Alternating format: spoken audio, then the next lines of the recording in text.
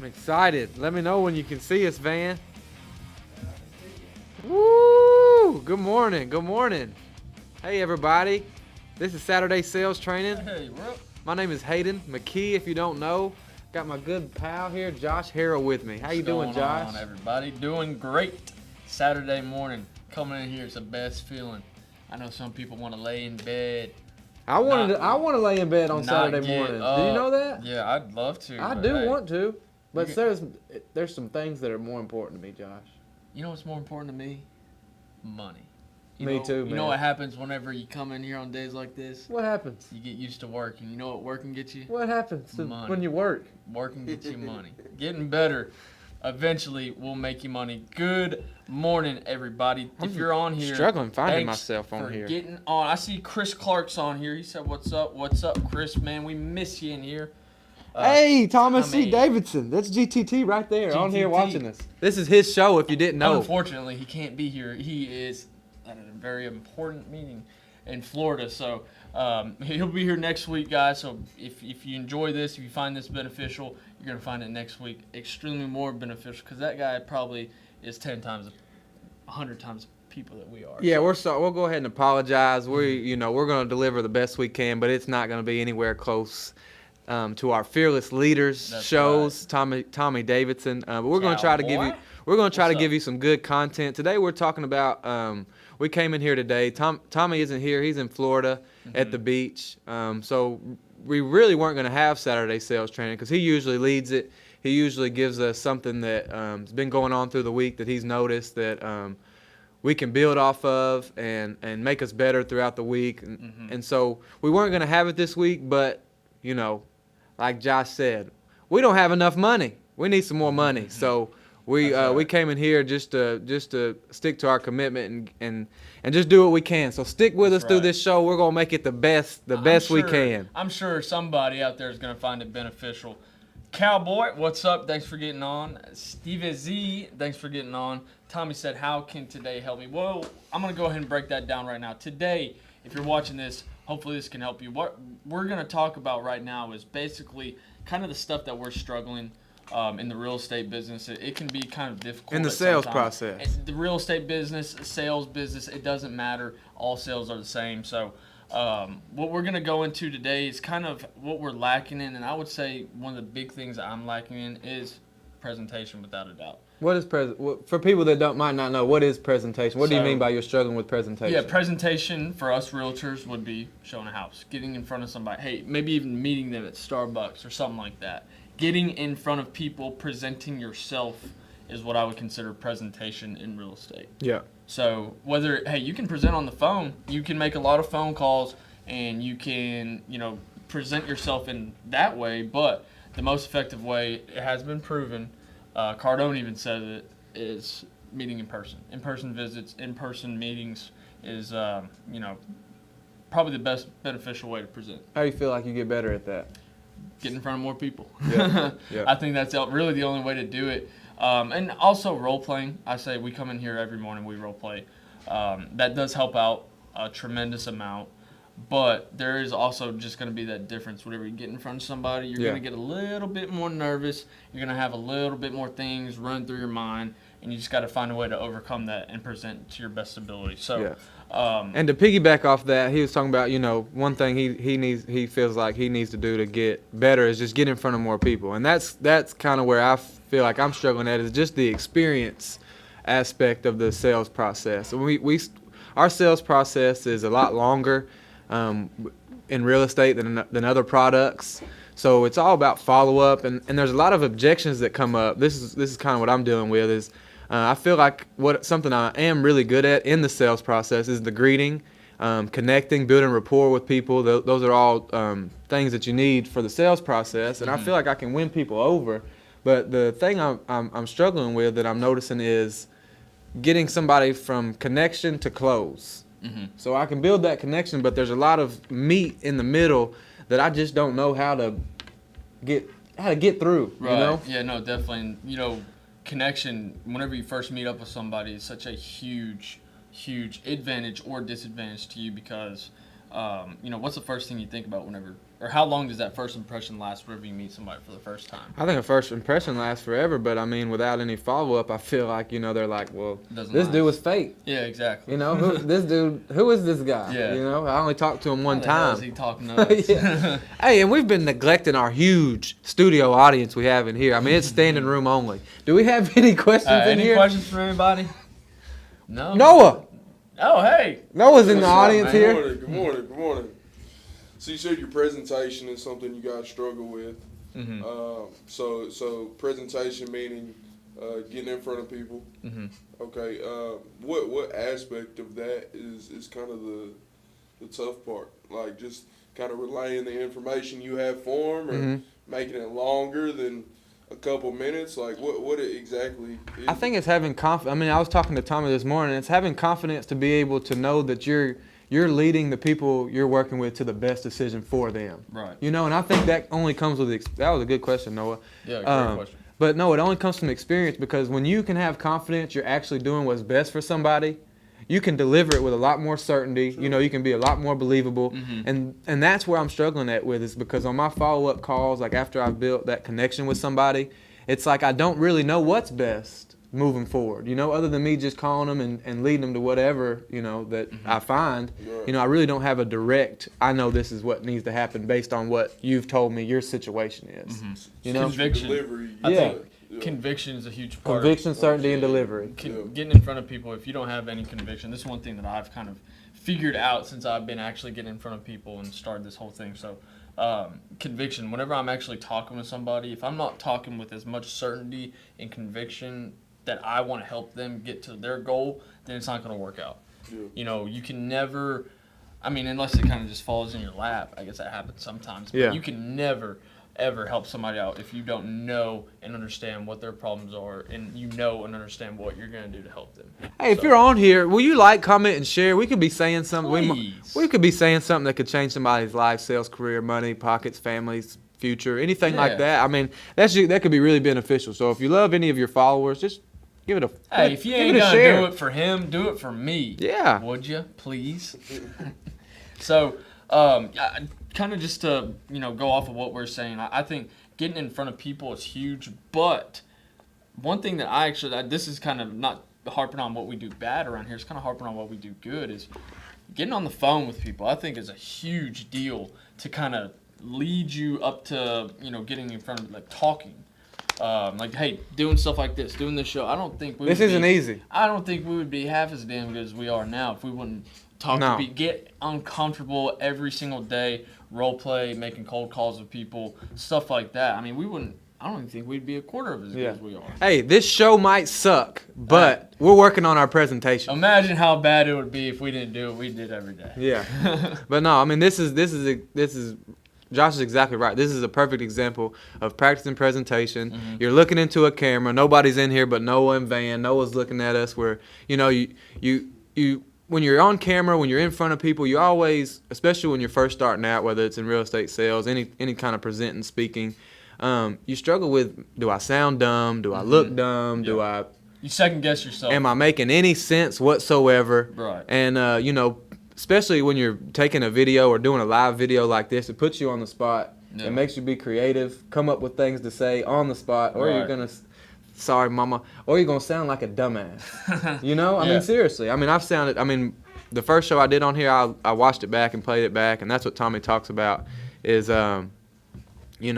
watching yourself back and seeing where you went wrong, or where you didn't sound like you thought you sounded. And this does a lot for us. I'm sure. Did you watch your morning grind over after you got done your first time the other day? I did. Yeah. I did. And just like you said, I watched it back just to see what I could improve on. Yeah. Mm-hmm. You know what I mean? And it makes you better And when you hear watch it back. And you don't ever hear yourself, so when you hear yourself, you really Right. really Yeah. seeing how you sound. Right. Right. And you, I say you did really good. You did for your first time, man. First time, You did really, really good. rolled Noah us did out a there great for the first job. time. If you didn't catch Noah's morning grind, go back and watch it. It was Noah's first time up here on the camera, and man, he really did kill it. Yeah, He he knocked did it out of really the park, because I wish we could find my first time on here. It was a heck of a show. I wish we could go back and see like my first time, Drew's first, Hayden's first time, everybody's first time doing the show. I mean, he might have done the best on the first. No, without a doubt. First time. I'd say so. Van, are you in there? What's going on? Do you have any questions, or how do you feel? What do you feel about? Do you have any input on what we're talking about? Yeah, I think that you guys have really, really improved. I think as you are able to get out into the market and get in front of people more and more, it's just experience. You just got to get out there. Yeah. Right. Yeah. You know, I mean, I think that it's one thing to do it in the classroom, and it's a whole other thing, like you guys are saying, to actually stand in front of somebody and have to sound smart and be helpful and interact with them. This is rough. Yeah. Absolutely. I think you're going to get better as you do it. No, definitely. I think that's another thing too. Why, Tommy was saying earlier. We were talking to Tommy on the phone, and he was saying, some things you can't fix because you hadn't been in it for long. Yep. Like you're brand new into it. New agents, new salespeople, anybody out there listening right now could, like I said, take this as a benefit, but you're not gonna be able to do some of the stuff that the pros are doing because they have that experience that you don't. If I could, I'd be Weatherman and Tommy all bottled up into one, and I'd just be out here. I'd probably sell 100 homes. Exactly. No, definitely, without a doubt. I wish that was the case because there'd be a lot. I mean, like this whole world would be just crowded of salespeople. Yeah. And that's just something. Experience is just important. Sticking with it. Tommy said that. And Weatherman, all them, they said once you get to about year 3, it's kind of whenever you can start to shine and see yourself grow as a real estate. And I don't know about you, but I know I have a long, long way to go in my experience and knowledge. But it hadn't even been a year yet, and I'm just thinking back to when I first got here, when I was first getting in front of people. Do you not feel like you've come so far? It's just like it's like a transformation. Like it's like hitting puberty as a kid. Am I allowed to say that? It's like hitting puberty as a kid. You go from, your little baby, you come in here, you don't want to make phone calls, you don't want to talk to people, you don't want to role play because we're all scared of rejection. We're all scared of what people are going to think. We didn't have them courage muscles. We don't want to be judged. And then, you get into talking to people, making those calls that you don't want to get, on the phone with. You make yourself uncomfortable by going out and showing stuff. And when you don't know what the heck you're doing. You don't even know how many square feet the damn house is. Stuff like that. I mean, it's just, you put yourself in those uncomfortable situations and you see yourself grow. And I think that's kind of what Hayden was saying. After a year of being in this thing, I mean, I can just see you're a whole different person. Drew said, hey, Drew said your sales balls dropped. Your sales balls. That's Question. Exactly right. We got a question in our audience. What's your name, sir? State your name. Noah Davidson. Noah Davidson. Thank you for your earlier. Guys, thank you for taking my question. Guys, it's been a pleasure being up here, be able to ask you guys questions. Question number 2. Guys, we train almost every day.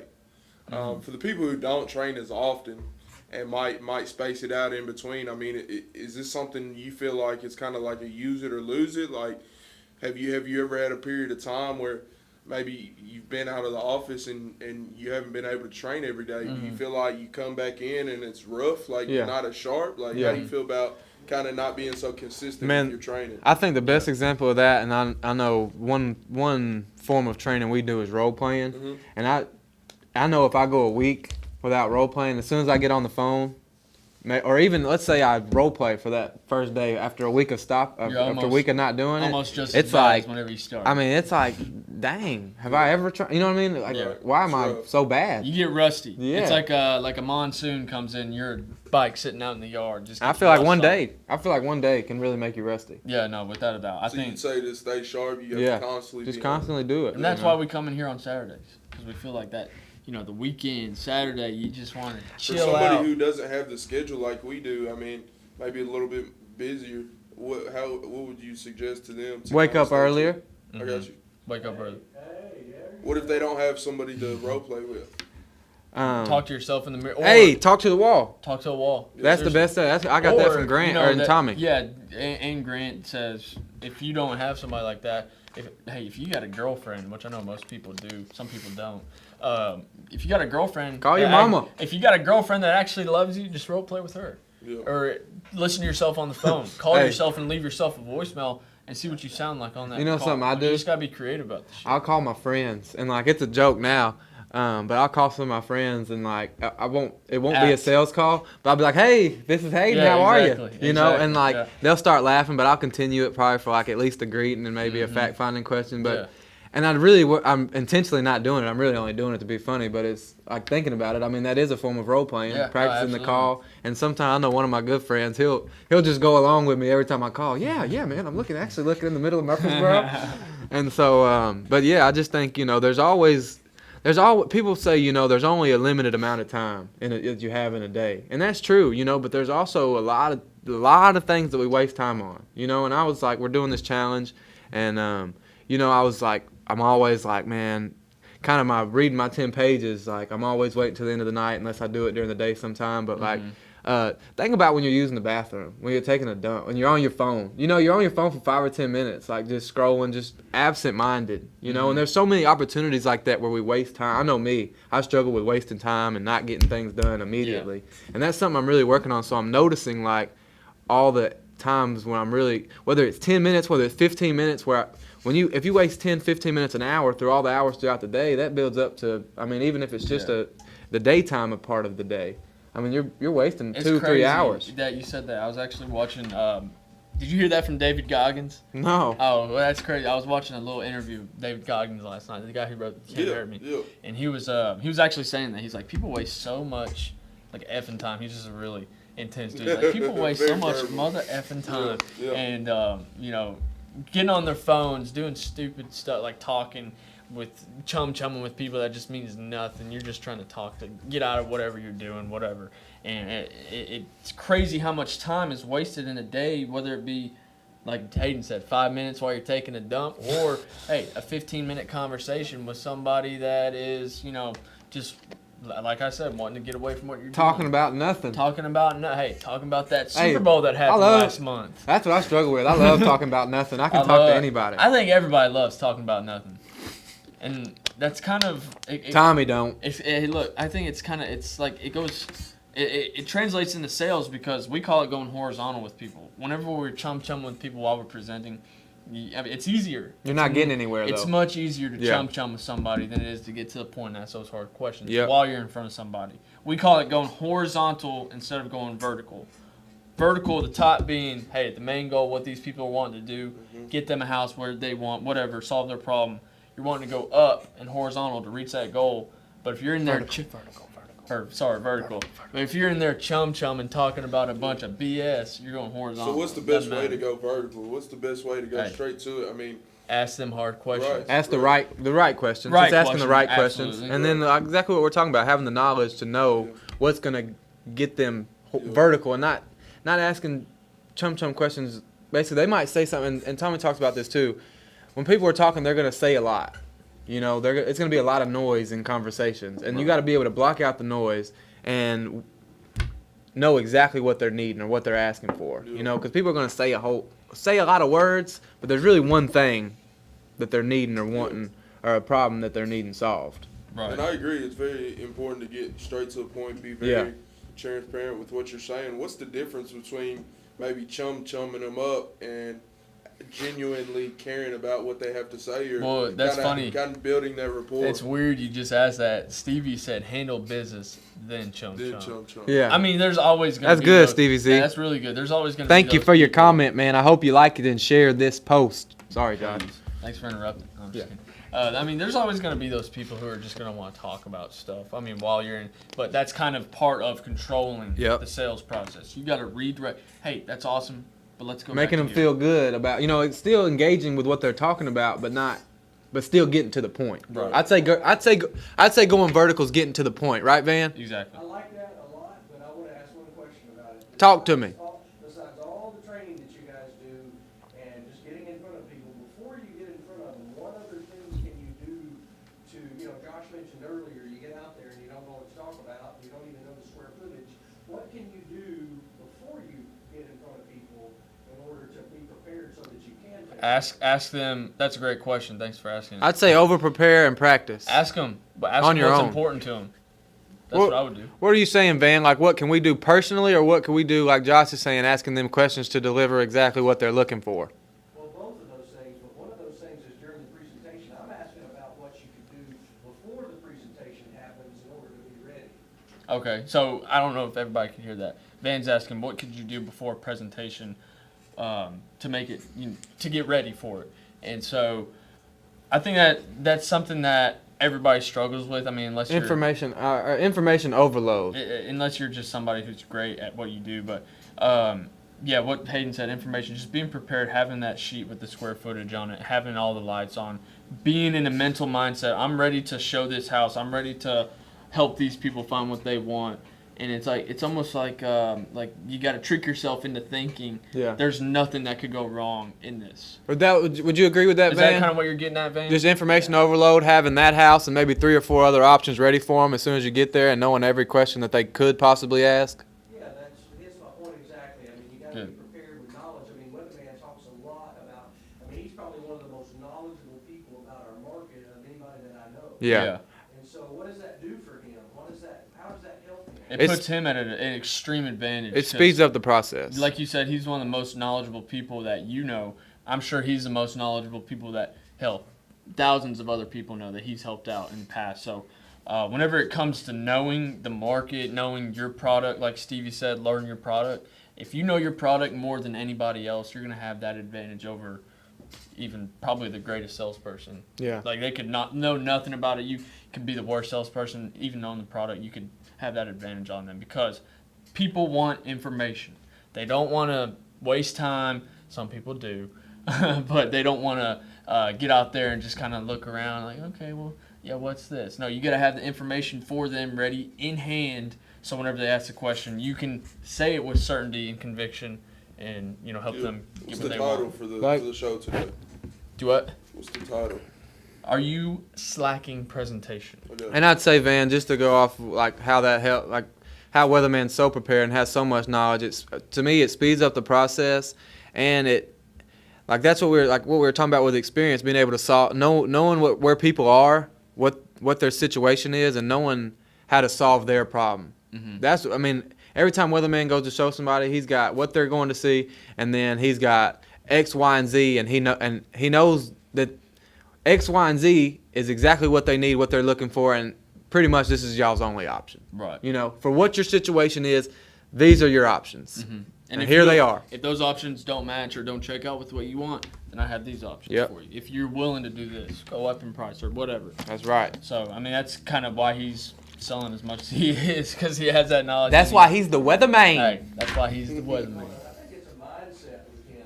He just understands that that's the most important thing for him is to be an expert for people. You're not going to be able to help people make good decisions if you don't have that knowledge and that expertise and that information for them. Absolutely. No, definitely. I think you nailed that on the head. Nailed that like a split hole. Nailed that like a split hole. So we've been talking about presentation on our side. What are some things different, kind of on the face-to-face level with COVID going on? What are some things that you guys been doing with presentation? Nick Seabolt, what's up, man? Appreciate you getting on. Has anything changed? Obviously, typically we'll go and give somebody a handshake. Mm-hmm. So with the whole COVID situation, this is what I do. I go, you dapping, you shaking, whatever you do, I do. Right. I'm joking, but that's what I say to people. I'm like, I don't, just as a respect, and to say I don't really know any other way. I'm a COVID realtor. Mm-hmm. I only know COVID real estate. Do you feel like this is important? Oh, absolutely. People obviously are going to care about their health, and so. Seabolt, what's up, man? Whenever it comes, the initial greeting, the initial meeting.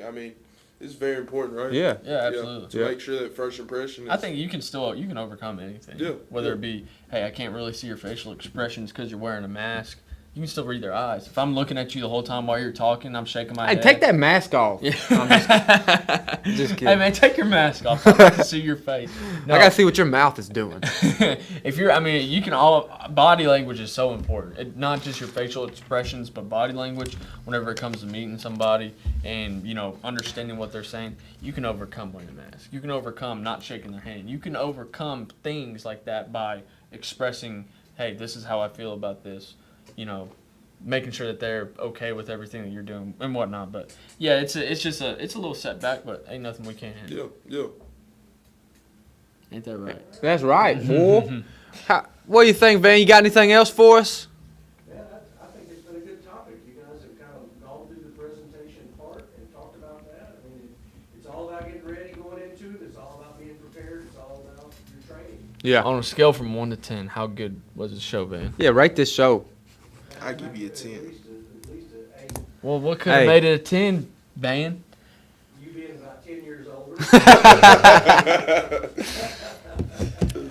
Well, Hey, everybody. if you're watching this later, like, comment, and share. Hey, this might have been the best show you ever seen. It might have been the worst show you ever seen. Who knows? Either way, I think it was beneficial. Not only, I think it was beneficial for us because, like we said earlier, helps us build that muscle of presentation, kind of like we're talking about. But either way, thanks for sticking it out yeah, with hey, us. if you were on here this whole time, I Like, appreciate comment, and share. it. Do me a favor, share it. If you won't do it for him, do it for Hey. me. If you won't do it for me, do it for Vane in there. And real quick, shout out to the man, the equipment guy. I mean, anything tech, this guy knows it all. He's like the weatherman. He's like Jimmy Neutron.